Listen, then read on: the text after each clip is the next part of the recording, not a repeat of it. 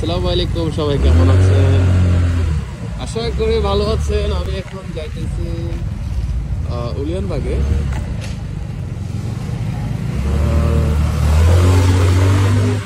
এই তো আমি এখন এই রাস্তা দিয়ে যাইতেছি, যার পাশে এখানে আবার ফুয়েল স্টেশন আছে সামনে। এখানে বাইকের জন্য পেট্রোল নিয়ে নেব, যেন আমার যেন সমস্যা না হয় রানিং করতে, যেন স্ট্রাগল না করতে হয়। ফুয়েলের কারণে গাড়ি বন্ধ হয়ে গেছে। এখানে আজকে মনে হয় যে ইহুদিদের ক্যাম্প করা হয়েছে। এখানে যারা ঠিক আছে ওনারা এখানে ওনাদের যে গুলিস্তান আছে এখানে ওদের পাশেই আমি যাইতেছি।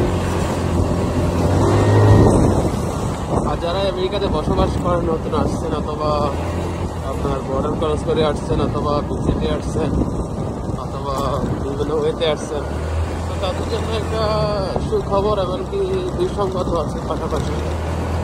যারা এখনো এসালাম করেন নাই, এখনো আপনারা কোনো কিছু করেন নাই, কাগজপত্র কিছু করেন নাই, তারা অবশ্যই এসালাম এসালাম কেস সাবমিট করবেন ইএসিএস এর কাছে, তাহলে আপনারা থাকার জন্য একটু সুযোগ পাবেন।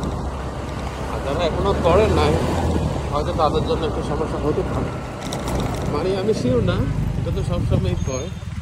ডোনাল্ড ট্রাম্প বলছে নাকি ডোনাল্ড ট্রাম্প যদি ক্ষমতা আসে তো 20 মিলিয়ন পিপলকে ওনারা এই দেশ থেকে বাইরে পাঠায় দিল। তাই বললাম আর কি। তো যারা বর্তমান জানেন না অথবা যারা জানেন, তারা প্লিজ আপনারা কেস সাবমিট করবেন, কেননা আমাদের যারা বাংলাদেশি এখানে আছে তাদের কোনো সমস্যা না হয়। ঠিক আছে, সবাই ভালো থাকবেন। পরের ভিডিওতে আসতেছি। এখন আমি তেল নেব।